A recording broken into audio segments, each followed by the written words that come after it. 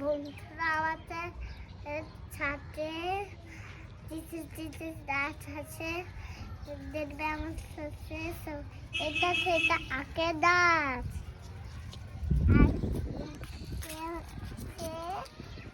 আর আনারসের গাছ, আর এটা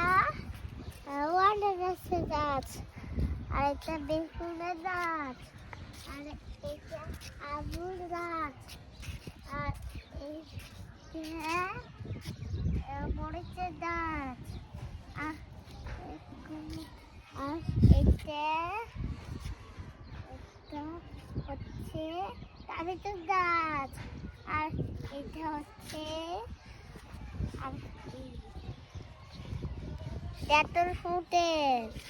আর এটা ভুট্টা, আর এটা টমেটো,